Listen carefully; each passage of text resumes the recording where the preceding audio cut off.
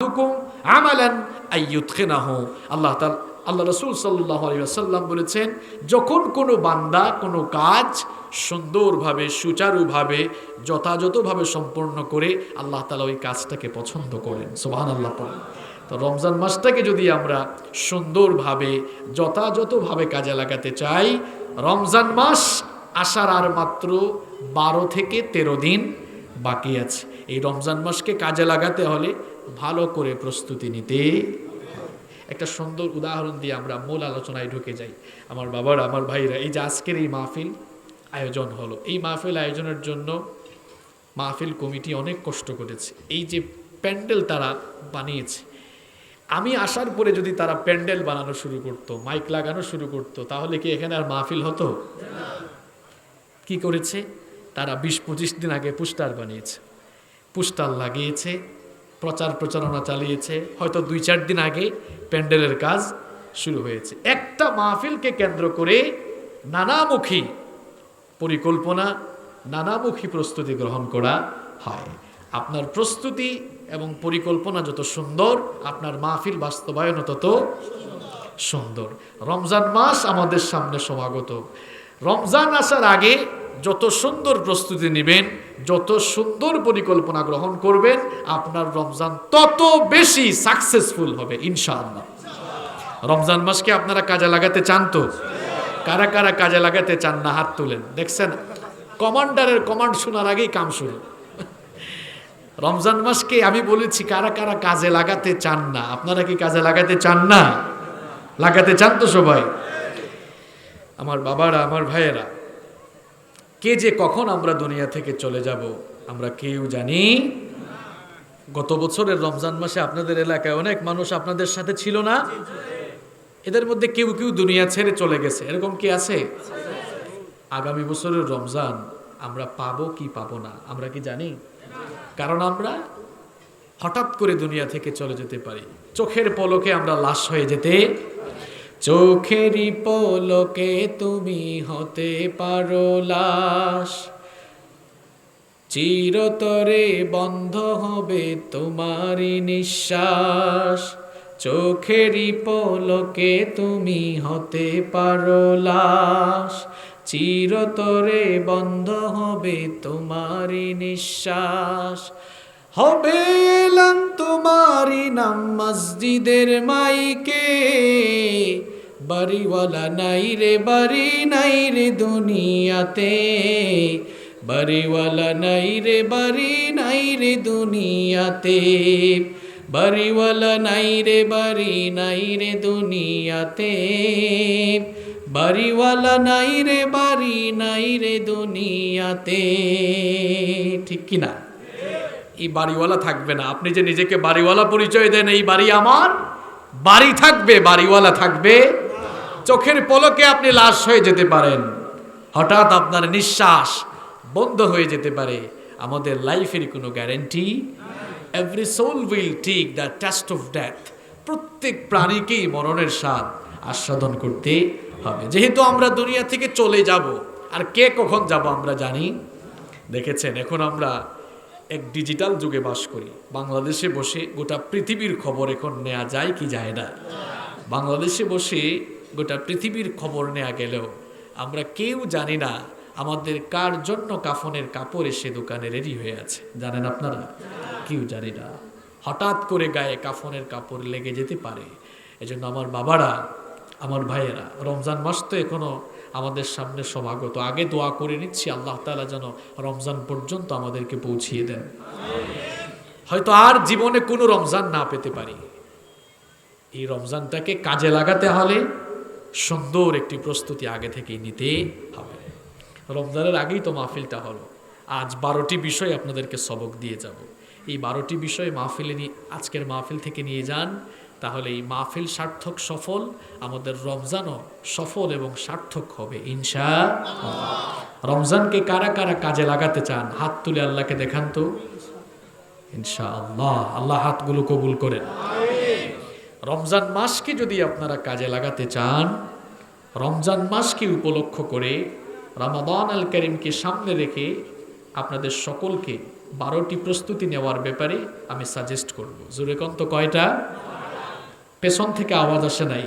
রমজানকে সামনে রেখে আমাদের কয়টি প্রস্তুতি নিতে হবে? একটু আওয়াজ ছেড়ে দিয়ে প্রাণবন্ত আওয়াজে বলেন, কয়টি? এই 12টি প্ল্যান, 12টি পরিকল্পনা, 12টি প্রস্তুতি যদি আমরা নিতে পারি, ইনশাআল্লাহ এই বছরের রমাদান একটি শ্রেষ্ঠ রমাদান হবে আমাদের জন্য ইনশাআল্লাহ। কয়টি কাজ করতে হবে? অনেক ভাইদের কাছে স্মার্টফোন আছে, স্মার্টফোনে নোট করার একটা অপশন আছে না? এই 12টি পয়েন্ট নোট করে নিয়ে যান। যাদের স্মরণ শক্তি ভালো, মুখস্থ করে নিয়ে যান। এই 12টি পয়েন্ট মুখস্থ করে আজকের মাহফিল থেকে যাওয়া যাবে তো? পেছন থেকে আওয়াজ আসে নাই, পারবেন তো? রমজানকে সামনে রেখে আমরা কয়টি কাজ করব? কতটি প্রস্তুতি নিব? নাম্বার 1 শুরু হচ্ছে, এবার ভালো করে শুনুন। নাম্বার 1, 1 নাম্বার প্রস্তুতি হলো আল্লাহ তাআলার কাছে বেশি বেশি দোয়া করা, তিনি যেন দয়া করে আমাদেরকে রমজান পর্যন্ত পৌঁছিয়ে দেন। রজব মাস যখন আসতো, রাসূল করিম সাল্লাল্লাহু আলাইহি ওয়াসাল্লাম রজব মাস থেকেই দোয়া পড়া শুরু করতেন, আল্লাহুম্মা বারিক লানা ফি রজব ওয়া শাবান ওয়া বাল্লিগনা রমাদান। এই দোয়াটি আপনাদের অনেকের মুখস্থ আছে না? এই দোয়াটির অর্থ কি? এই দোয়াটির অর্থ হচ্ছে, আল্লাহুম্মা, হে আমাদের রব, বারিক লানা ফি রজব ওয়া শাবান, রজব এবং শাবান মাসকে আপনি আমাদের জন্য বরকতময় করে দিন, ওয়া বাল্লিগনা রমাদান, আর দয়া করে আপনি আমাদেরকে রমজান পর্যন্ত পৌঁছিয়ে দেন। আরো আসতে বলেন আমিন। রমজানকে সামনে রেখে আমাকে আপনাকে 1 নাম্বার যে কাজ করতে হবে, দোয়া করতে হবে। দোয়া করতে হবে, রেগুলারই দোয়া করবেন, আল্লাহ আমার হায়াত যদি শেষ হয়ে থাকে একটু দয়া করেন আমার উপরে, আপনি রমজান পর্যন্ত আমাকে পৌঁছান, রমজানের বরকত দিয়ে আমাদেরকে ধন্য করেন। বিখ্যাত তাবেঈ মুআল্লা ইবনে ফজল রাহিমাহুল্লাহ, তিনি বলেছেন, নবী করিম সাল্লাল্লাহু আলাইহি ওয়াসাল্লামের সাহাবীরা রমজান আসার 6 মাস আগে থেকেই দোয়া শুরু করতেন তারা যেন রমজান পর্যন্ত পৌঁছে যান। আল্লাহু আকবার। আর রমজান মাস শেষ হওয়ার পরে বাকি 5 মাস তারা দোয়া করতেন, আল্লাহ রমজানে যে আমলগুলো করেছি সেগুলো আপনি কবুল করে নেন। রমজান আসার আগে 6 মাস দোয়া করতেন কেন? যেন রমজান পর্যন্ত তারা পৌঁছান, হায়াত পান। তাহলে রমজান আসার আগে 6 মাস দোয়া করলেন, এরপরে রমজান শুরু হলো, 6 আর 1 কত হইল? বাকি আছে কয় মাস? বাকি 5 মাস কিসের দোয়া? আমল কবুল হওয়ার। সুবহানাল্লাহ। তার মানে হচ্ছে সাহাবীদের আমল ছিল 12 মাসই দোয়ায় কাটতো। আপনার 12 মাস কোন দিকে কাটে? আপনার খালি ব্যবসায়িক ধান্দায়, রাজনীতির ক্ষমতায়, কে কত উপরে যাবেন, কে কত টাকা কামাবেন, কে কি করবেন, এগুলা নিয়ে ব্যস্ত। আর নবীজির সাহাবীরা কি করতেন? রমজান মাস আসার 6 মাস আগে থেকেই দোয়া শুরু, আল্লাহ রমজান দেন, রমজান আমাদেরকে পৌঁছান, রমজান পর্যন্ত হায়াত দেন। রমজান মাস কাটালেন, বাকি 5 মাস দোয়া, আল্লাহ রমজানকে তো কাজে লাগালাম, আমল করলাম, এই আমলগুলো আপনি কবুল করে নেন। তাহলে রমজান মাসকে কাজে লাগানোর জন্য রমাদানকে উপলক্ষ করে আমরা প্রত্যেকেই 1 নাম্বার যে প্রস্তুতি গ্রহণ করব, সবাই একটু আওয়াজ করে বলেন তো সেই প্রস্তুতিটি কি? দোয়া করা। সংক্ষেপে বলি আমরা, 1 নাম্বার প্রস্তুতি কি? কার কাছে দোয়া করা? 1 নাম্বার পয়েন্ট কি মনে থাকবে নাকি ভুলে যাবেন? আচ্ছা, 1 নাম্বার গেল। রমাদান মাসকে কাজে লাগানোর জন্য, রমাদানের খাইর এবং বারাকা হাসিল করার জন্য আমরা 2 নাম্বার যে প্রস্তুতি নেব সেটি হচ্ছে বেশি বেশি তাওবা এবং ইস্তেগফার করে নিজেকে ক্ষমা লাভের যোগ্য বানাবো। কারণ আমরা সবাই জানি রমজান মাস হচ্ছে মাগফিরাতের মাস, ক্ষমার মাস, মুক্তির মাস। এই মাসে পাপী তাপীদেরকে মুক্তি দেন কে? আসতে বলবেন না, এই মাসে পাপী তাপীদেরকে মুক্তি দেন কে? আল্লাহ তাআলার কাছ থেকে মাগফিরাত পেতে হলে, ক্ষমা লাভ করতে হলে নিজেকে আগে ক্ষমার যোগ্য বানাতে হবে। আর এই জন্য বেশি বেশি তাওবা ইস্তেগফার করে, রমজান আসার আগেই তাওবা ইস্তেগফার করে নিজেকে পরিশুদ্ধ করে ফেলতে হবে। আমার ভাইয়েরা, আমরা প্রত্যেকেই অনেক সময় শয়তানের প্ররোচনায় ছোটখাটো ভুল করে ফেলি। কারণ শয়তান আমাদের চির দুশ্মন। শয়তান আমাদের বন্ধু নাকি দুশ্মন? আরো জুড়ে বলেন, শয়তান আমাদের দুশ্মন। শয়তানের বয়স আমাদের চেয়ে কম না বেশি? শয়তানের বুদ্ধি আপনাদের চেয়ে কম না বেশি? দেখছেন অবস্থা, বুদ্ধিতেও পাকনা, বয়সেও বড়, বুদ্ধিতেও। সে সব সময় আমাদেরকে দিয়ে গুনাহ করাতে চায়। গুনাহ করা যতটা না দূষণীয়, গুনাহ করার পর, ভুল করার পর ভুলের উপরে অটল অবিচল থাকা তার চাইতে মারাত্মক দূষণীয়। গুনাহ বান্দা করতে পারে, কিন্তু গুনাহ করে ভুল করতে থাকা এটা শয়তানের স্বভাব। আর ভুল করে ভুলের উপরে অটল অবিচল না থাকা এটা কার স্বভাব? আদমের স্বভাব। এটা হচ্ছে মানুষের স্বভাব। শয়তান ভুল করেছিল। শয়তানের নাম হচ্ছে ইবলিস। শয়তানের নাম কি? আপনারা ইবলিসকে চিনেন? এই ইবলিস ছিল সমস্ত ফেরেশতাদের সর্দার। আল্লাহু আকবার। বুঝতে পেরেছেন কথা আমার? আল্লাহ তাআলার যত ফেরেশতা রয়েছে সকল ফেরেশতাদের উপরে যার মর্যাদা ছিল তার নাম কি ছিল? আল্লাহর ইবাদত বন্দেগী করে সে এত উপরে চলে গিয়েছিল। সে একটি মারাত্মক ভুল করেছিল।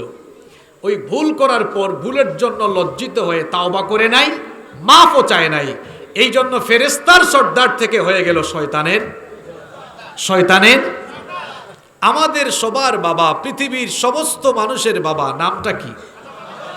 আদম আলাইহিস সালাম। তিনিও একটি মারাত্মক ভুল করেছিলেন, কিন্তু ভুল করার পর তিনি ইবলিসের মতো অহংকার করেন নাই, ভুলের উপরে অটল থাকেন নাই, লজ্জিত হয়ে অনুতপ্ত হয়ে তাওবা করে মাফ চাইলেন কার কাছে? তার মর্যাদা বাড়লো না কমলো? আমাদের সকলের বাবা, পৃথিবীর প্রথম মানুষ এবং প্রথম নবী সাইয়েদনা আদম আলাইহিস সালামকে রব্বুল আলামিন তার নিজের হাতে বানালেন। আদম আলাইহিস সালামকে রব্বুল আলামিন তার নিজের হাতে বানানোর পর জ্ঞান এবং যোগ্যতার সকল দিক থেকে তাকে শ্রেষ্ঠত্ব দিলেন। এরপরে সাইয়েদনা আদম আলাইহিস সালামকে আল্লাহ তাআলা ফেরেশতাদের সামনে হাজির করলেন। ফেরেশতাদের সামনে হাজির করে সকল ফেরেশতাদেরকে অর্ডার করলেন, তোমরা আমার বানানো আদমকে সাজদা দাও। ইবলিস ছাড়া বাদবাকি সকল ফেরেশতারা আদম আলাইহিস সালামকে সাজদা দিল। আল্লাহ তাআলা ইবলিসকে জিজ্ঞেস করলেন, কি ব্যাপার ইবলিস, কি হলো তোমার? সকল ফেরেশতারাই তো আমার আদেশ মেনে আদমকে সাজদা দিল, কিন্তু তুমি কেন সাজদা দিলে না? ইবলিস তখন অহংকার করে বলল, খালাকতানি মিন নার ওয়া খালাকতাহু মিন তুরাব। ওগো আমার রব, আপনি আমাকে আগুন থেকে বানিয়েছেন আর আদমকে আপনি মাটি থেকে সৃষ্টি করেছেন। আগুনের কাজ হলো ঊর্ধ্বমুখী হওয়া, মাটির কাজ হলো নিম্নমুখী হওয়া। আনা খায়রুম মিন, আমি মাটির তৈরি আদমের চাইতে শ্রেষ্ঠ, সুতরাং আমি কেন তাকে সাজদা দিব? রব্বুল আলামিন তখন বললেন, আমার আদেশ মেনে আনুগত্যের মস্তক অবনত করে সকল ফেরেশতারা সাজদা দিল, আর তুই অহংকার করে আমার আদেশ অমান্য করলি।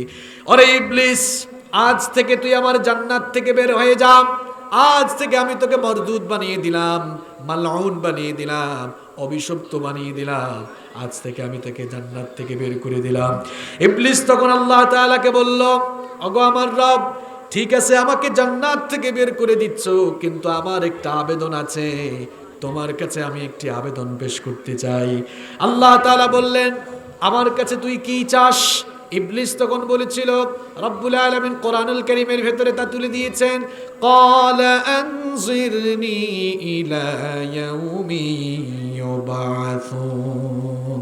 ইবলিস বলেছিল, আল্লাহ তাআলা আপনি আমাকে জান্নাত থেকে বিতাড়িত করে দিচ্ছেন ঠিক আছে, কিন্তু আপনি আমাকে কিয়ামত পর্যন্ত হায়াত বাড়িয়ে দেন, কিয়ামত পর্যন্ত আমাকে অবকাশ দেন। আল্লাহ তাআলা বললেন, ঠিক আছে, তোর আবেদন আমি মঞ্জুর করলাম, ইন্নাকা মিনাল মুনজারিন, তোকে আমি অবকাশগ্রস্ত করে দিলাম, কিয়ামত পর্যন্ত তোকে সুযোগ দিলাম। ইবলিস এই সুযোগ পেয়ে আবার কি করলো দেখেন, সে এবার আল্লাহর সঙ্গে চ্যালেঞ্জ করে ফেললো।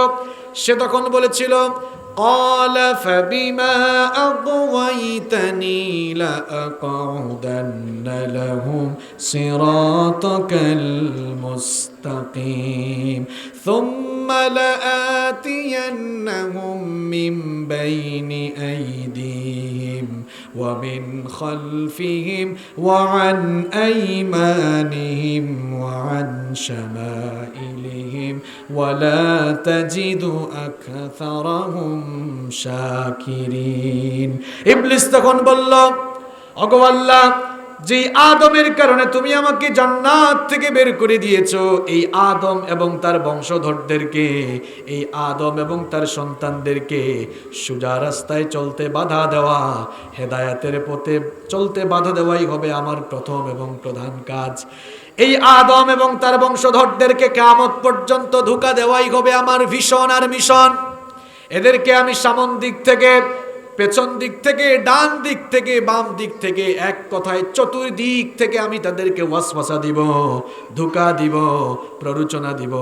ধোঁকা দিয়ে দিয়ে, ওয়াসওয়াসা দিয়ে দিয়ে, প্ররোচনা দিয়ে দিয়ে তোমার জাহান্নামটা আমি ভরে ফেলবো। রব্বুল আলামিন তখন বললেন, ইবলিস তুইও ভালো করে শুনে রাখ, তুই ধোঁকা দিয়ে দিয়ে আমার গোলামদেরকে যদি একেবারে জাহান্নামের দ্বার প্রান্তে নিয়ে যাস, আর আমার বান্দাগুলো যদি তাদের ভুলের জন্য, গুনাহের জন্য একটিবার লজ্জিত হয়ে, অনুতপ্ত হয়ে আমার কাছে তাওবাতান নাসুহা, খাঁটি তাওবা করে ফেলে, আমি আল্লাহ আমার ওই গোলামের সমস্ত ভুলগুলো মাফ করে দেব।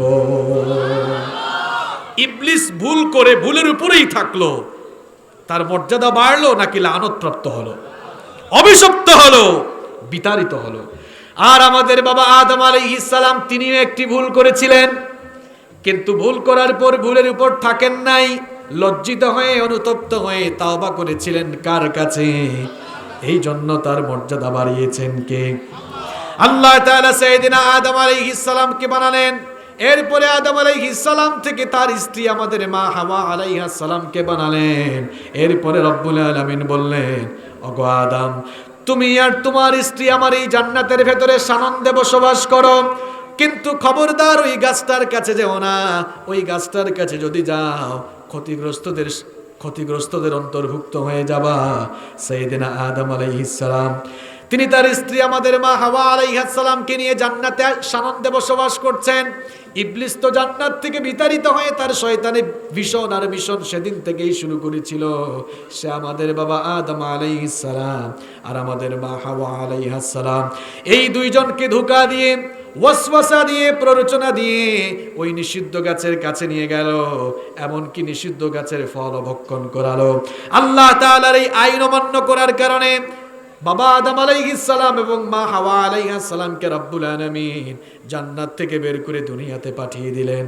দুনিয়াতে আসার পর তারা তাদের নিজেদের ভুলের জন্য লজ্জিত হয়ে গেলেন, অনুতপ্ত হয়ে গেলেন, অনুশোচনা ফিল করলেন। লজ্জিত আর অনুতপ্ত হয়ে তারা তাদের ভুলের জন্য শত শত বছর ক্রন্দন করে আল্লাহর কাছে মাফ চাইতে লাগলেন। শেষ পর্যন্ত রব্বুল আলামিন তাদের প্রতি দয়া পরবেশ হয়ে তাদেরকে তাওবার নিয়ম শিখিয়ে দিলেন, আর তাদেরকে বললেন, পড়ো আমার কাছে, রব্বানা যালামনা আনফুসানা ওয়া ইল্লাম তাগফির লানা ওয়া তারহামনা লানাকুনান্না মিনাল খাসিরিন। এই দোয়াটা মুখস্থ আছে না সবার? তাহলে জবান খুলে আমার সাথে পড়েন, রব্বানা যালামনা আনফুসানা ওয়া ইল্লাম তাগফির লানা ওয়া তারহামনা লানাকুনান্না মিনাল খাসিরিন। কি চমৎকার দোয়া রব্বুল আলামিন শিখালেন। রব্বানা যালামনা আনফুসানা, ওগো আমাদের রব, আমরা আমাদের নিজেদের নফসের উপরে জুলুম করে ফেলেছি, পাপের কাজ করে ফেলেছি। ওয়া ইল্লাম তাগফির লানা ওয়া তারহামনা, আপনি যদি আমাদেরকে মাফ না করেন, আপনি যদি আমাদের উপরে রহম না করেন, লানাকুনান্না মিনাল খাসিরিন, তাহলে আমরা ক্ষতিগ্রস্তদের মধ্যে শামিল হয়ে যাব। আমাদের বাবা আদম আলাইহিস সালাম আর আমাদের মা হাওয়া আলাইহিস সালাম আল্লাহর শেখানো, আল্লাহর দেওয়া বিধান মোতাবেক তাওবা করে যখন এই দোয়া করে আল্লাহর কাছে মাফ চাইলেন, রব্বুল আলামিন দুইজনের ভুল ক্ষমা করে দিয়ে তাদেরকে মাফ করে দিলেন। এই ঘটনা শুনে কি বুঝলেন আপনারা? ভুল করে মাফ চাওয়া, ভুলের উপর না থাকা আদমের স্বভাব, আর ভুল করে ভুলের উপরে থাকা হচ্ছে শয়তানের। রমজান মাস সামনে, এই মাসটাকে যথাযথভাবে কাজে লাগাতে হলে আল্লাহর প্রিয় বান্দাদের মতো তওবা করে নিজেকে পরিশুদ্ধ করে ফেলতে। নবীজির আমল কোথায় ছিল আর আমার আপনার আমল কোথায়? আজ দেখেন, আমার নবী প্রতিনিয়ত রেগুলার তাওবা করতেন কার কাছে? বুখারী শরীফের হাদিস, আল্লাহর নবী বলছেন, ওয়াল্লাহি, আল্লাহর কসম, ইন্নী লা আস্তাগফিরুল্লাহ ওয়া আতুবু ইলাইহি ফিল ইয়াউমি আকথারা মিন ৭০ মাররা। আল্লাহর নবী বলছেন, আল্লাহর কসম, আমি তো নবী, নবী হওয়ার পরেও রেগুলার আমি আল্লাহর কাছে ৭০ বারের বেশি তওবা করি। আরো আসতে বলেন সুবহানাল্লাহ। এটি বুখারীর বর্ণনা। মুসলিম শরীফের অন্য হাদিসে আল্লাহর নবী বলেছেন, ইন্নী আতুবু ইলাইহি ফিল ইয়াউমি মিআতা মাররা। আমি তো নবী, নবী হওয়ার পরেও রেগুলার আল্লাহর কাছে ১০০ বার তওবা করি। আল্লাহু আকবার। নবীজির জীবনে গুনাহের কি কোনো ছিটেফোঁটা আছে? গুনাহের কোনো ছিটেফোঁটা নাই। জন্ম থেকে নিয়ে ওফাত পর্যন্ত, নবুয়তের আগেও মাসুম, নবুয়তের পরেও। যেই নবীজির জীবনে গুনাহের দাগ নাই, গুনাহের ছিটেফোঁটা নাই, তিনি রেগুলার ৭০ বারের বেশি ১০০ বার তওবা করেন আল্লাহর কাছে। ও মিয়া, আমরা তার পাপী উম্মত, সেকেন্ডেই হয়তো আমরা গুনাহ করে ফেলি। রেগুলার কতবার তওবা করেন আল্লাহর কাছে? নিজের বিবেককে প্রশ্ন করুন। এটা কোন জীবন আমরা কাটাচ্ছি? আমরা দুনিয়া পাওয়ার জন্য কত ব্যাকুল হয়ে গিয়েছি, অথচ দুনিয়া আমরা পাবো না। দুনিয়া আমাদের সঙ্গে খেয়ানত করবে। এটাই হচ্ছে পৃথিবীর সবচাইতে বস্তুনিষ্ঠ, অলঙ্ঘনীয় এবং অনিবার্য মহাসত্য। পৃথিবীতে থাকার জন্য যত যাই করি, পৃথিবীতে থাকতে পারবো আমার ভাইয়েরা, রমজানকে যদি কাজে লাগাতে চাই, তাহলে তওবা ইস্তেগফার বেশি বেশি করে রমজান আসার আগেই নিজেকে পরিশুদ্ধ বানাতে ফেলতে হবে, যেন রমজান মাসে আল্লাহর ক্ষমা আমরা পেতে পারি। তওবা করার জন্য কোনো হুজুরের কাছে যাওয়া লাগবে না। তওবা কবুলের জন্য ৫টা শর্ত আছে। কয়টা শর্ত? সবাই বলেন, কয়টা শর্ত? পেছন থেকে আওয়াজ আসে নাই। কয়টা শর্ত? অনেকে আমরা এটা জানি না। তাওবা কবুলের এই 5টি শর্ত, আপনার তাওবা কবুল হওয়ার জন্য এই 5টি শর্ত পূরণ না হলে আপনি মরার আগ পর্যন্ত তওবা করবেন, কিন্তু আপনার তাওবা আল্লাহ তাওবা কবুল করবেন না। ১ নাম্বার, মুখস্থ করে দেন সবাই। ১ নাম্বার হলো, আপনি যে একজন গুনাহগার, আপনি একজন পাপিষ্ঠ লোক, আপনি গুনাহ করে ফেলেছেন। ১ নম্বরে স্বীকৃতি দিবেন কার কাছে? স্বীকার করবেন, আল্লাহ আমি গুনাহগার, আমি পাপী, আমার মতো পাপী তাপি নাই। দেখেন, সিরিয়ালি বুঝেন। তাওবা কবুল হওয়ার জন্য 5টি শর্ত। ১ নাম্বার হচ্ছে নিজেকে পাপী হিসাবে স্বীকৃতি দেওয়া কার কাছে? ২ নাম্বার হচ্ছে আপনি যেই পাপগুলো করেছেন, গুনাহগুলো করেছেন, লজ্জিত হওয়া, অনুতপ্ত হওয়া, যে আমি যা যা করেছি এই জন্য আমি নিজেই অনুতপ্ত, নিজেই লজ্জিত। আল্লাহ, আমার এই গুনাহগুলোর জন্য আমি লজ্জিত হয়ে তোমার কাছে এখন তওবা করছি। তাহলে ২ নম্বর কাজ হলো নিজের ভুলের জন্য, পাপের জন্য কি হওয়া? অনুতপ্ত হওয়া, লজ্জিত হওয়া। ৩ নম্বর হলো এবার এই গুনাহের জন্য ইস্তেগফার পড়ে পড়ে আস্তাগফিরুল্লাহ পড়েন, আস্তাগফিরুল্লাহ আল্লাযী লা ইলাহা ইল্লা হুয়াল হাইয়ুল কাইয়্যুম ওয়া আতুবু ইলাইহি, অথবা সাইয়্যিদুল ইস্তেগফার পড়েন। অর্থাৎ ইস্তেগফারের দোয়াগুলো করে করে আল্লাহর কাছে এবার মাফ চাইবেন, আল্লাহ আপনি আমাকে। ৪ নাম্বার শর্ত হলো এই পাপ আপনি আর করবেন না, সেকেন্ড টাইম আর পাপে জড়াবেন না। ওয়াদা করা কার সাথে? কার সাথে? মনে রাখতেছেন তো? ১ নাম্বার পাপ, নিজেকে পাপী হিসাবে স্বীকৃতি দেওয়া। ২ নাম্বার পাপের জন্য লজ্জিত বা অনুতপ্ত। ৩ নাম্বার পাপের জন্য আল্লাহর কাছে মাফ চাওয়া। ৪ নাম্বার আর পাপ করব না, ওয়াদা করা কার সাথে? নাম্বার ৫ নাম্বারটি হচ্ছে খুব বেশি সেনসিটিভ, এটি বলবো। এই জিনিসটার কারণে অনেকের তওবা কবুল হয় না। মানে কবুল হতে হতে একেবারে জায়গা মতো গিয়ে, দেখেন না ফুটবল খেলায় একেবারে বলটা নিয়ে সামনে গিয়েছে, বারের কাছে গিয়ে দেখা যায় কাজে লাগাতে পারে, এমনই অবস্থা আর কি। তওবা কবুলের ৫ নাম্বার শর্ত হলো হক ২ প্রকার। হক কয় প্রকার? হক ২ প্রকার। একটা হচ্ছে হাক্কুল্লাহ, আল্লাহর হক, আরেকটি হচ্ছে হাক্কুল ইবাদ, বান্দার হক। আপনি যে তওবা করছেন, আল্লাহর হক নষ্ট করলে, আল্লাহর হক কি? নামাজ, এটা কার হক? নামাজ পড়েন কার জন্য? রোজা রাখেন কার জন্য? আল্লাহর হক সংশ্লিষ্ট কোনো বিষয় যদি আপনি জীবনে লঙ্ঘন করেন, অমান্য করেন, এটি তো তওবা করে আল্লাহর কাছে ক্ষমা চাইলে মাফ করে দিতে পারেন কে? কিন্তু আপনি যে হাক্কুল ইবাদ নষ্ট করেছেন, বান্দার হক, একটু ক্ষমতা পেয়ে আপনি যে মানুষের জায়গা জমি দখল করলেন, আপনি যে দোকানপাটে চাঁদাবাজি করলেন, টেন্ডারবাজি করলেন, আপনি যে জনগণের হক মেরে খাইলেন, আপনি যে সমাজের হক নষ্ট করলেন, অনেক মানুষের উপরে জুলুম করলেন, এই হক এটা তো বান্দার সাথে সংশ্লিষ্ট ব্যক্তি যতক্ষণ না মাফ করবে কিংবা ওই লোকটার হক তার কাছে যতক্ষণ না ফিরিয়ে দিবেন, কাবা ঘরের ইমামের কাছে গিয়ে তওবা করলো, এর মতো জালিম, এর মতো হক নষ্টকারীর তওবা আল্লাহ কোনোদিন কবুল করবেন না। হকুল ইবাদ, বান্দার হক কত গুরুত্বপূর্ণ বিষয়। হাজী সাহেব প্রত্যেক বছর হজ করেন, ওমরায়ও যান, মানুষের হক মেরে দিয়েছেন, আপনি মানুষের উপর জুলুম করেছেন, হয় ওই লোকটার কাছে গিয়ে মাফ চাইবেন, সে আপনাকে ক্ষমা করবে, অথবা তার হক তার কাছে।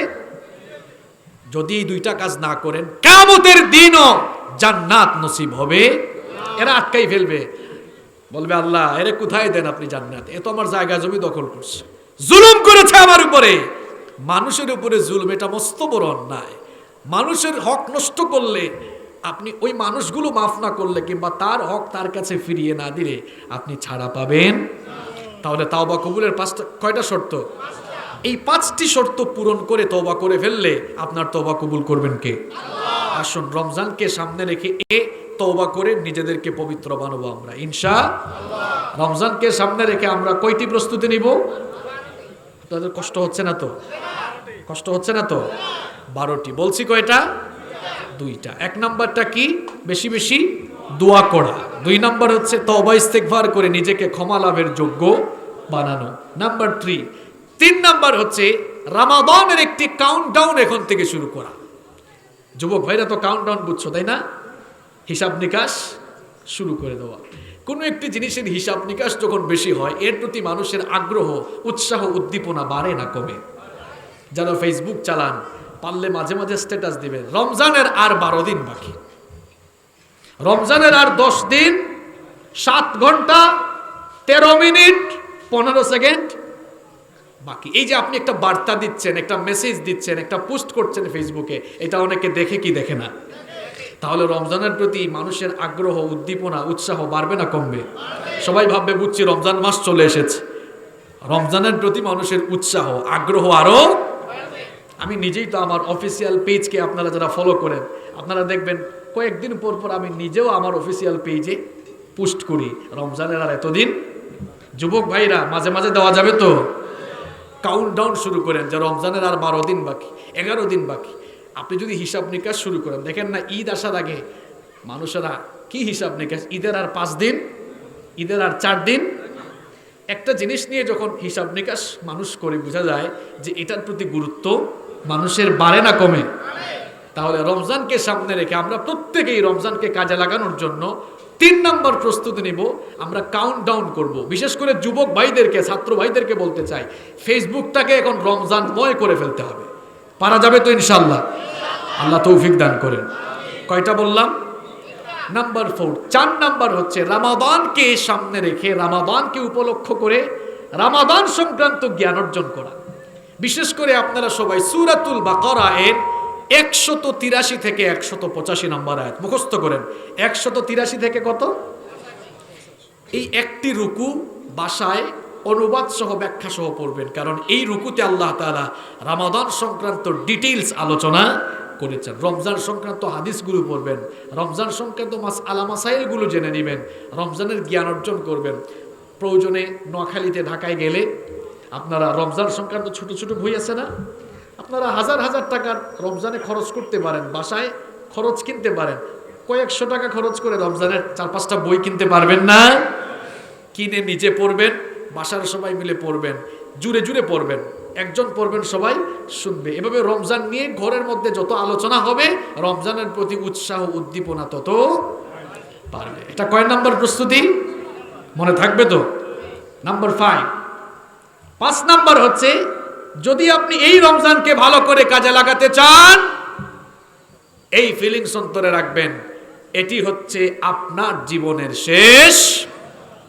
আগামী বছর রমজান আপনি আর পাবেন না, এই ফিলিংসটা যেন থাকে। তাহলে রমজানকে এই বছর কাজে লাগানোর জন্য আপনার আগ্রহ বাড়বে না কমবে? আমার বাবারা, আমার ভাইয়েরা, কত মানুষ দুনিয়া থেকে চলে যাচ্ছে। আমার যুবক ভাইরা মনে করছে যে হুজুর আমরা আরো বহুদিন টিকে থাকবো, আমাদের বয়স কম। পৃথিবীতে আসার সিরিয়াল আছে, যাওয়ার কোনো serial. There is no serial of death. মৃত্যুর কোনো সিরিয়াল। দেখা যায় আসার সময় সিরিয়ালই আসে, যাওয়ার সময় সিরিয়াল ব্রেক করে চলে যায়। 7 ভাই 8 ভাই ছিল, দেখা যায় 8 নাম্বার ভাই আগে চলে গিয়েছে। এরকম হয় কি হয় না? হয়। পৃথিবী থেকে যাওয়ার কোনো সিরিয়াল। মাঝে মাঝে দেখবেন নাতির লাশ দাদা কবরে নামায়, ছেলের লাশ বাপ কবরে। এই চিত্র কি আপনারা দেখেছেন কিনা? এজন্য আমার ভাইয়েরা, আমার বাবারা, মনে করুন এই বছরের রমজান আপনার জীবনের শেষ রমজান। আর রমজান পাবো না, এই রমজানটাকে ভালো করে কাজে লাগাবো ইনশাআল্লাহ। তাহলে রমজানকে ভালো করে কাজে লাগানো যাবে ইনশাআল্লাহ। নাম্বার 6, রমাদান আল করিমকে সামনে রেখে আমরা 6 নাম্বার যে প্রস্তুতি নিব সেটি হচ্ছে এখন থেকে রিহার্সাল শুরু করব। আচ্ছা বলেন তো আপনারা, ফুটবল খেলা হোক আর ক্রিকেট খেলা হোক, ক্রিকেটার বা ফুটবলাররা কোনো টুর্নামেন্টে খেলার আগে ওই মাঠে নেমে তারা কয়েকবার অনুশীলন প্র্যাকটিস করে কি করে না? প্র্যাকটিস যত ভালো হবে, প্র্যাকটিস যত বেশি হবে, ম্যাচে সফলতা আসার সম্ভাবনাও তত বাড়বে। প্রত্যেকটি ভালো কাজে মানুষ আগে প্রস্তুতি নেয়। আমরা যে ওয়াজ করিয়েছি আপনাদের সামনে, আমরাও কিন্তু প্রস্তুতি নেই না? আমাদের সামনে নোট থাকে, পড়াশোনা করে আসি, কোন বিষয়ে বলবো আমরা আগে থেকে একটা প্রস্তুতি নেই। এই যে হুজুররা আছেন, আপনারা জুমার দিনে যখন খুতবা দেন 2-3 দিন আগে আপনারা পড়াশোনা শুরু করে দেন। প্রত্যেকটি ভালো কাজে মানুষ আগে থেকে একটু রিহার্সাল করে, একটু চর্চা শুরু করে। রমজান মাস সিয়াম সাধনার মাস, 11 মাস রোজা রাখেন নাই, হঠাৎ করে রোজা রাখা শুরু করলে কষ্ট হয়ে যাবে। এই জন্য শাবান মাসে রিহার্সাল হিসাবে কিছু কিছু নফল রোজা রাখতে হবে, আর এটি অত্যন্ত বরকতের কাজ। আম্মা জান আয়েশা রাদিয়াল্লাহু আনহা হাদিস বর্ণনা করছেন। হাদিস যিনি বর্ণনা করছেন তার পরিচয় জানেন। তিনি নবীজিকে কাছে থেকে দেখেছেন না দূর থেকে দেখেছেন? তিনি নবীজিকে যতটা কাছ থেকে দেখেছেন, নবীজিকে এত কাছ থেকে কেউ আর দেখার সুযোগ। তিনি হাদিস বর্ণনা করছেন, তিনি বলছেন নবীজি শাবান মাসে যত বেশি রোজা রাখতেন, অন্য কোন মাসে এত বেশি নফল রোজা রাখতেন। তিনি বলছেন কানা ইয়াসুমু শাবানা কুল্লাহ ওয়া কানা ইয়াসুমু শাবানা ইল্লা কালিলা। তিনি বলছেন নবীজি এমন হতো যে শাবানের প্রায় পুরো মাসেই রোজা রেখে ফেলতেন, মাঝে মাঝে কয়েকদিন ছাড়া প্রায় পুরো শাবান মাসে তিনি কাটাতেন। একজন সাহাবী, তার নাম হচ্ছে উসামা ইবনু যায়েদ রাদিয়াল্লাহু আনহু। তিনি আল্লাহর নবীকে জিজ্ঞেস করলেন, ওগো আল্লাহর নবী, শাবান মাসে কেন আপনি এত বেশি নফল রোজা রাখেন?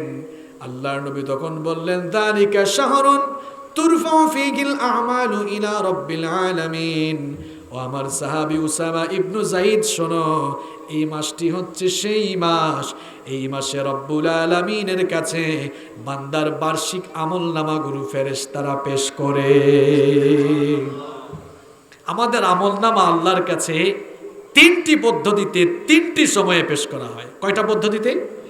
আপনারা অনেকে কোম্পানিতে চাকরি করেন, অনেকে অনেক প্রতিষ্ঠানে চাকরি করেন, দেখবেন কিছু প্রতিষ্ঠানে কাজের দৈনিক রিপোর্ট দিতে হয়, কিছু প্রতিষ্ঠানে সাপ্তাহিক দিতে হয়, কিছু প্রতিষ্ঠানে মাসিক, ষান্মাসিক, আবার বার্ষিক রিপোর্টও।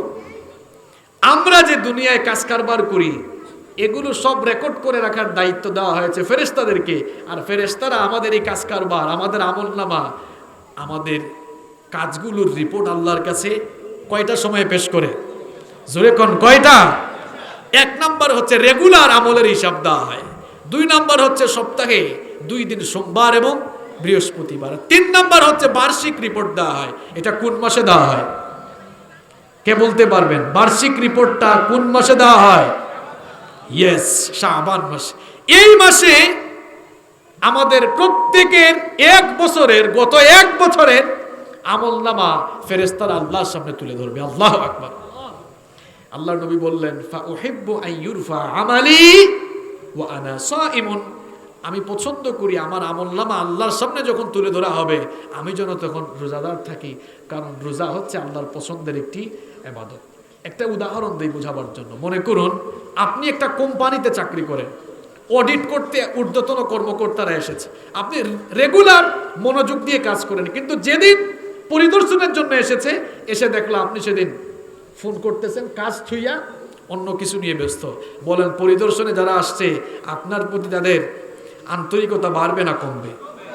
কেন? আপনাকে এসে কাজে, আর অডিট করতে এসে যখন আপনাকে দেখবে মনোযোগ দিয়ে কাজ করতেছেন, আপনার স্যালারি আরো বাড়ার সম্ভাবনা, প্রমোশন হওয়ার সম্ভাবনা। আল্লাহর নবী ঠিক এই কথাই বলছেন, উসামা এই মাসে আমি এই জন্যই বেশি বেশি রোজা রাখি, এই মাসে তো আমলনামা আল্লাহর কাছে পেশ করা হয়, আমার আমলনামাটা আল্লাহ যখন দেখবেন তখন যেন আল্লাহ দেখেন যে আমি তখনও রোজাদার আছি। কারণ রোজার ব্যাপারে তো আল্লাহ বলেছেন আস-সাওমু লি, রোজা হচ্ছে আমার জন্য, ওয়া আনা আযজি বিহি, আর রোজাদারদের পুরস্কার আমি আল্লাহ আমার নিজের হাত দিয়ে দিব।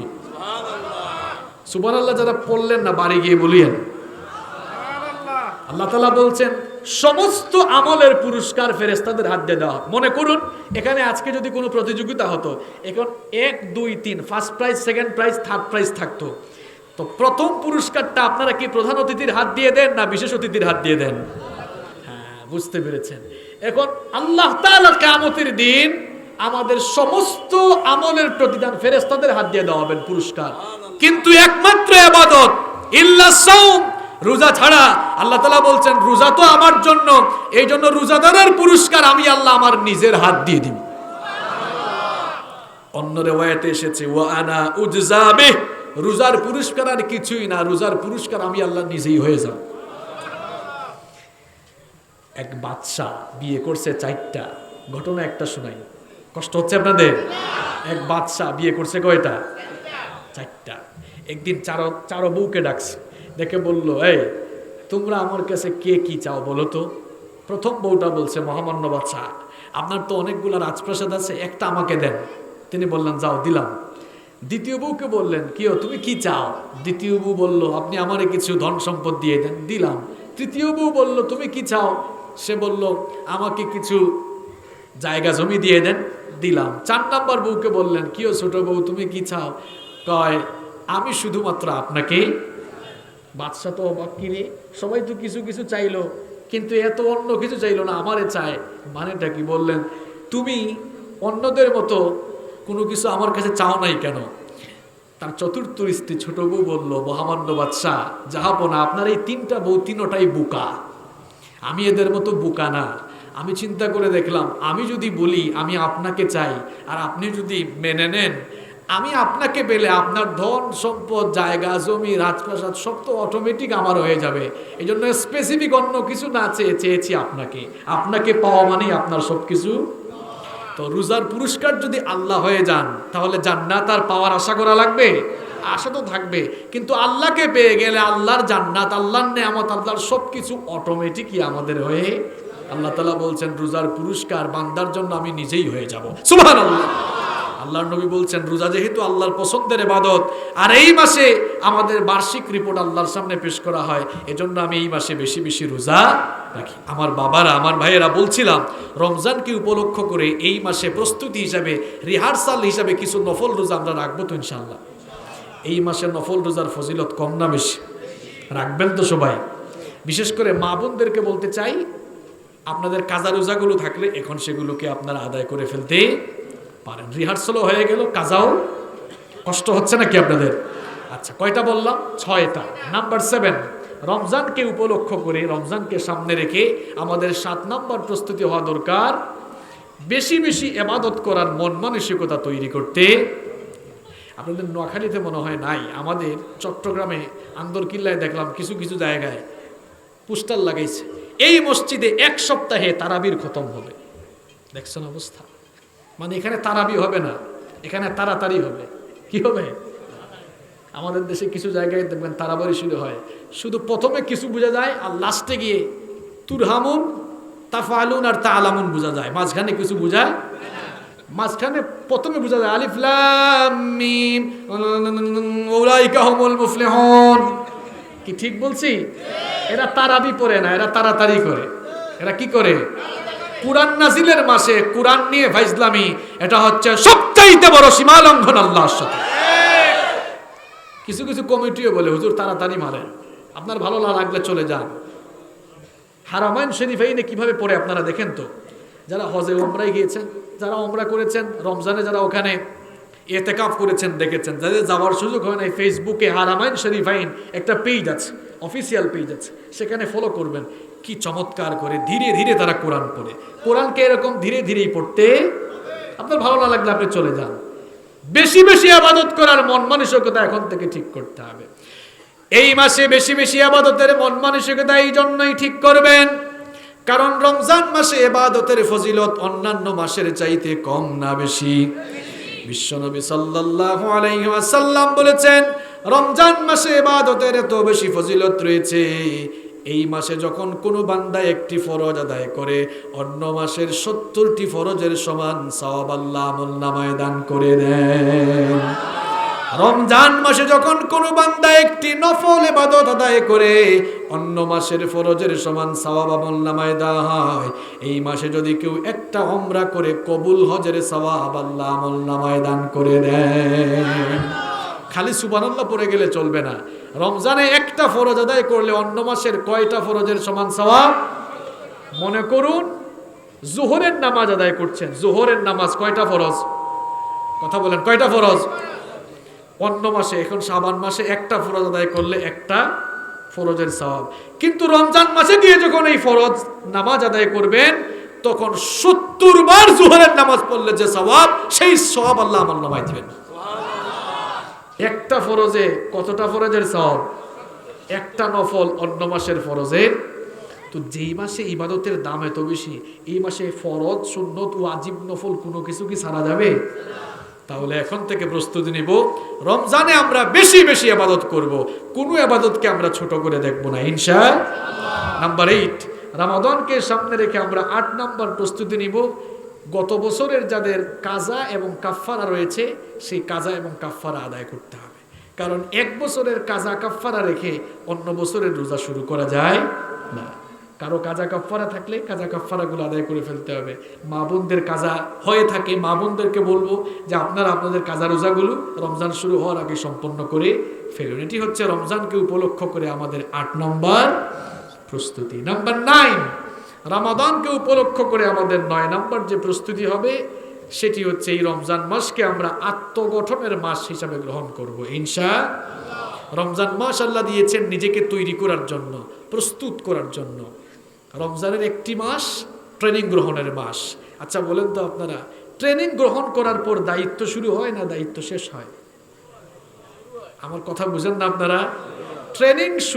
ট্রেনিং নেওয়ার পরে মানুষ দায়িত্ব শুরু করে না দায়িত্ব শেষ করে? ট্রেনিং নিয়ে দায়িত্ব শুরু হয়। যেমন পড়াশোনা শেষ করে মানুষ চাকরি শুরু করে, ঠিক একইভাবে রমজানের একটি মাস তাকওয়া চর্চার মাস। একটি মাস তাকওয়া চর্চা করে বাকি 11টি মাসে এই তাকওয়ার প্রভাব যেন পড়ে, তাকওয়ার বাস্তবায়ন যেন ঘটে, এই জন্য রমজান মাস দিয়েছেন কি? সুতরাং রমজান মাসকে নিজের জীবন গঠনের মাস হিসাবে গ্রহণ করা লাগবে। নাম্বার 10 নাম্বার হচ্ছে রমজান মাসকে সামনে রেখে সুন্দর একটি রুটিন তৈরি করে ফেলতে হবে। যে সকল ছেলেরা পরীক্ষায় A+ পায়, SSC HSC তে যারা A+ পায়, আমি নিশ্চিত এদের পড়ার টেবিলে একটি সুন্দর রুটিন থাকে কিনা? আমার ছাত্র জীবনে দাখিল গেল, আলিম গেল, অনার্স, মাস্টার্স, পুরা ছাত্র জীবনে রুটিন থাকতো টেবিলের সামনে, পড়ার টেবিলে। এই রুটিন অনুযায়ী আমরা পড়তাম। রুটিন অনুযায়ী পড়লে পরীক্ষায় ভালো ফলাফল করা যায়। কটা ভুল বললাম? রুটিন সুন্দর হলে আপনার পরীক্ষায় ভালো রেজাল্ট হওয়ার সম্ভাবনা বেশি। রমজানকে যদি আপনি কাজে লাগাতে চান, রমজান আসার আগেই প্ল্যান নেবেন, এটা রুটিন করবেন। আমি জানি না কয়জনে রুটিন করেন। আপনার তো একটা রুটিন থাকবে, একদম ড্রয়িং রুমে টানায় রাখবেন পোস্টারের মতো করে। কি রুটিন লিখবেন? এখানে কি লিখবেন? ঘুম থেকে উঠবো রাত 1:30টায়, অজু করব, নামাজে দাঁড়াবো 1:50-এ, নামাজ পড়বো 2:30 পর্যন্ত, 20 মিনিট কোরআন পড়বো, 2:50-এ সাহারি শুরু করব, এরপরে নামাজে যাব, নামাজ থেকে এসে ঘুমাবো, এরপরে কখন উঠবেন, কখন কি করবেন, কখন ব্রাশ করবেন, অফিসে যাবেন, ফিরবেন, নামাজ পড়বেন, কখন কোরআন তেলাওয়াত, কখন হাদিস পাঠ, কখন কি করবেন। অর্থাৎ রমজানের 24 ঘন্টার একটা সুন্দর রুটিন আপনার ঘরে থাকতে। যাদের ঘরে রুটিন থাকে এরা ভালো ছাত্র, যাদের ঘরে রুটিন নাই এরা কি ছাত্র? ফেল করা। এখন আপনি যদি রমজানকে ভালো করে কাটাতে চান, আপনার ঘরে রমজানের একটা রুটিন থাকার দরকার আছে না নাই? রমজান শুরু হওয়ার আর 12 বা 13 দিন বাকি আছে। কারা কারা নিজের হাত দিয়ে সুন্দর করে একটি রুটিন লিখবেন? দেখি হাত তোলেন তো একটু, যারা পারবেন না হাত তুলেন না, যারা করবেন হাত তুলেন, আল্লাহ কবুল করেন। যারা হাত তুলেন নাই আপনারাও রুটিন করবেন ইনশাআল্লাহ। রমজান ভালো যাবে। একটা ভালো ছাত্র রুটিন করে পড়ে এজন্য সে A+ পায়। আর যাদের রুটিন নাই তাদের পরীক্ষায় কি আসে? গুলালু। কি আসে? গুলালু। বুঝেন তো আপনারা? আপনারা গুলালু চান নাকি নাজাত চান? নাজাত চাইলে রুটিন করতে হবে ইনশাআল্লাহ। কয়টা বললাম? 10টা। নাম্বার 11 নাম্বার হচ্ছে এই মাসে শেষ রাতে উঠে যেহেতু তাহাজ্জুদ পড়ার একটা সুযোগ আছে, কিয়ামুল লাইল, তাহাজ্জুদের নামাজ। আফদালুস সালাতি বাদাল ফারিদাতি সালাতুল লাইল। ফরজ নামাজের পরে আল্লাহর কাছে সবচেয়ে দামি নামাজ, সবচাইতে পছন্দের নামাজ হচ্ছে রাতের নামাজ, কিয়ামুল লাইল অর্থাৎ তাহাজ্জুদের নামাজ। সুবহানাল্লাহ। এই জন্য এখন থেকে এই শাবান মাসে ফজরের নামাজের আগে উঠে একটু কিয়ামুল লাইলের প্র্যাকটিস বাড়ান, যেন রমজানে তো দীর্ঘক্ষণ তারাবিও পড়তে হয়, আবার শেষ রাতে তাহাজ্জুদও পড়তে হয়। মাইক আর আরাম দিল না। তো এজন্য এই মাসে একটু বেশি বেশি তাহাজ্জুদ পড়েন। তাহাজ্জুদ তো পড়বেন পরে, আগে নিজেদের ফরজ নামাজ ঠিক করেন। আগে মসজিদগুলো হাহাকার করে মুসল্লির কারণে। আপনার ফজর নাই, জোহর নাই, আসর নাই, মাগরিব নাই, এশা নাই, 5 ওয়াক্তের নামাজ নাই। এটা কেমন মুসলমান আপনি দাবি করেন? আপনাকে দাঁত ব্রাশ না করে এক লোক বলতেছে তার মুখ পরিষ্কার, কথাটা যৌক্তিক না অযৌক্তিক? কথা বলেন। দাঁত ব্রাশ না করে মুখ পরিষ্কার বলা যেমন অযৌক্তিক, নামাজ ছেড়ে দিয়ে প্রত্যেক দিন নিজেকে ইমানদার দাবি করাও সম্পূর্ণ অযৌক্তিক। নামাজ পড়লে খুশি হয় কে? নামাজ ছাড়লে খুশি হয় কে? আপনি নামাজ ছেড়ে কারে খুশি করেন? কিছু কিছু মুসল্লি আছে সপ্তাহে একদিন জুমাবারে আসে, প্রত্যেক দিন নামাজ কই ওয়াক্ত? এক সপ্তাহ সমান কয় দিন? 7 দিন। 5কে 7 দিয়ে গুণ করেন তো 5 7 এই লোক 35 ওয়াক্তের মধ্যে শুধু জুমার দিনে নামাজে আসছে কয় ওয়াক্ত? আল্লাহকে খুশি করছে কয়বার? আর বাকি 34 বার খুশি করছে কারে? এভারেজ মিলান তো, গড় মিলান। এই লোকটা সপ্তাহের সিংহভাগ সময় গোলামি করেছে কার? এক কথা বলেন না কেন? আমি তো একেবারে অঙ্ক করে করে মিলাই দিচ্ছি আপনাকে। এই লোকটা সপ্তাহে 35 বারের মধ্যে 34 বার গোলামি করেছে শয়তানের, আর 1 বার গোলামি করেছে আল্লাহর।